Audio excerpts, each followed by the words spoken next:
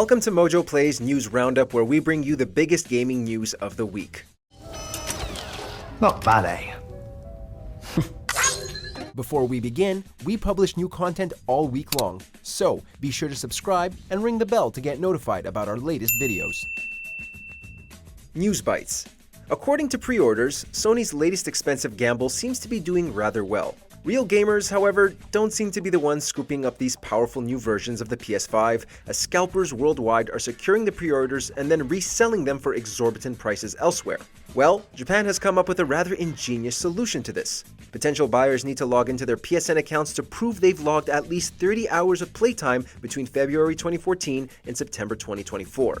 With gamers worldwide reporting scalpers to eBay for reselling the 30th anniversary PS5 Pro for upwards of $10,000 on the site, this is hopefully a step in the right direction to weed out potential scalpers and bots, and once again, be for the players.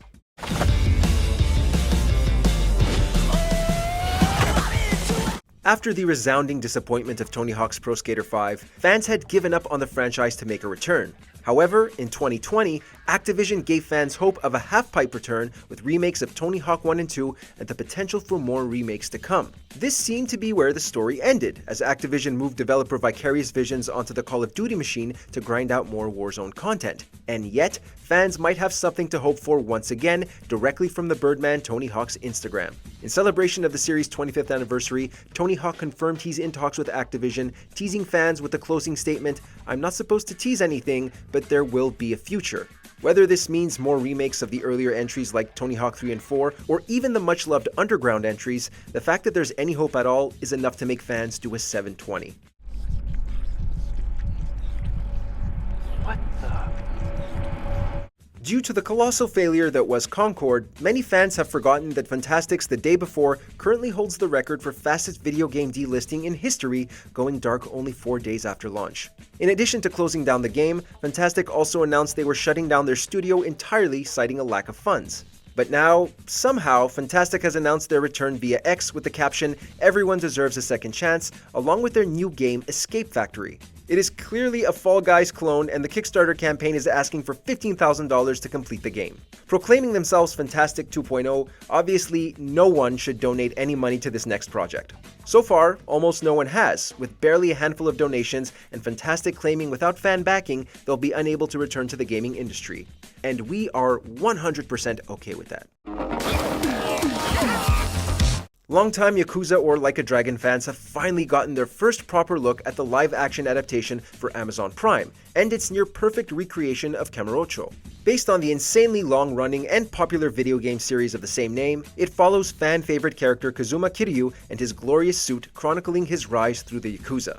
The series is taking a more realistic approach to the games, but still looks to promise loads of violence, brawls, and no shortage of crime-related activities.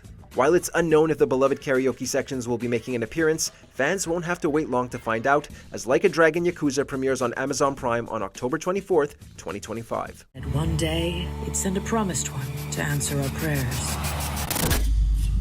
To give us all the worlds of the settled systems.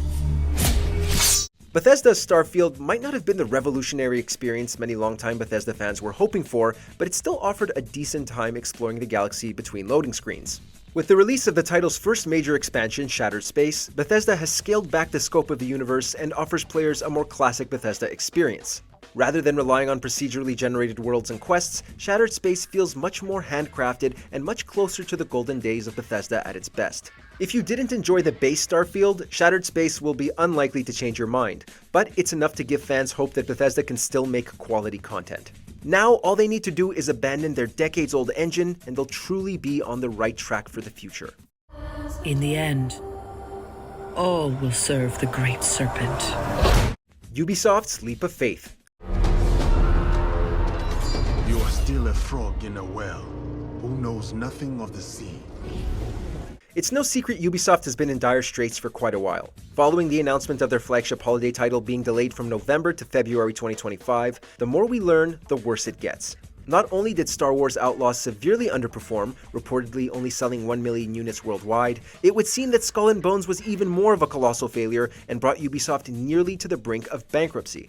Reportedly, the developers behind AC Shadows had been begging Ubisoft to delay the title for quite some time before the studio finally agreed, citing more time needed to polish the game and to ensure better historical accuracy after many fans and scholars had pointed out numerous inaccuracies in the game's marketing material. Supposedly, these issues stem from historical experts being brought in to consult on the title far later in development than usual, despite the game reportedly being in development since 2018. Alongside numerous studio closures and layoffs within Ubisoft, as well as the possibility that AC Shadows could be delayed even further if rumors prove to be true, and shareholders demanding to hold the developer accountable for their stocks and profits plummeting to an all-time low, things may only get worse for Ubisoft without the possibility of getting better.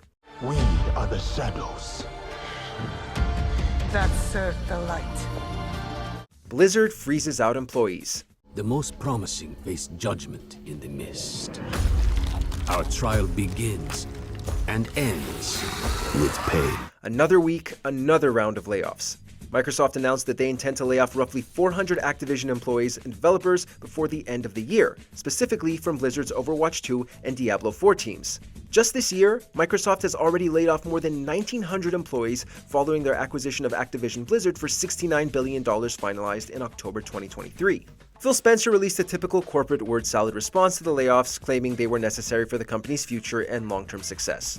With countless layoffs and studio closures becoming a weekly occurrence across the industry, including Sony's recent round of layoffs earlier this year, the games industry remains one of the most profitable forms of media in the world, but now also one with the lowest job security. For we are Spirit-born. This isn't the end of Blizzard in the news, however. The studio is reportedly once again attempting to create a shooter set within the Starcraft universe. This isn't the first time the studio has tried to branch off within the wildly popular Starcraft franchise.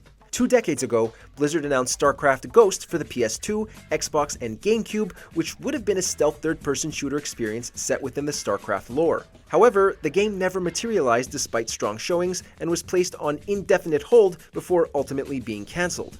While it's unknown if this title will fare any better, it does at least have some solid talent behind it, with Dan Hay, who previously worked on the Far Cry series, at the helm.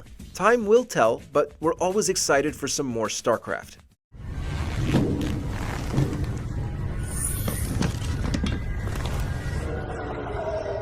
Oh. The busiest man in gaming. It's time for you to hit the road and start a new journey.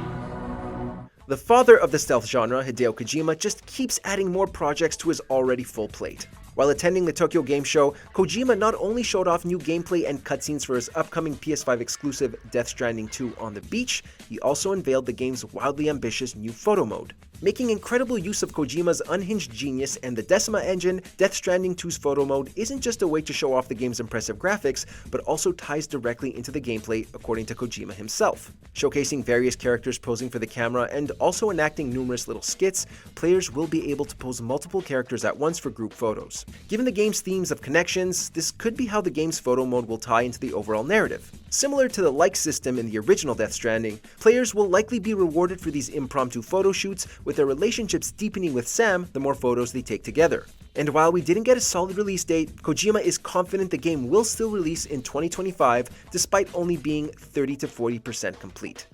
Sam the man in the dark about everything. Kojima also announced he would be doing a 10-minute weekly radio show on TBS Radio in which he would be discussing a new topic every week. This comes after Kojima entered what he calls the third phase of Kojima Productions after signing with Hollywood talent agency WME, with plans to expand his creative vision to anime, movies, and television. Given the creator's affinity for movies and his cinematic approach to storytelling in his games, it's more surprising it took him this long to finally make it to Hollywood. With other projects already in the works, such as his upcoming horror title OD and his return to tactical espionage action with Physint, Kojima proclaimed he can't die until the third phase of his projects are complete.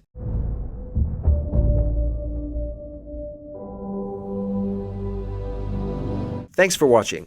Check out more great videos here.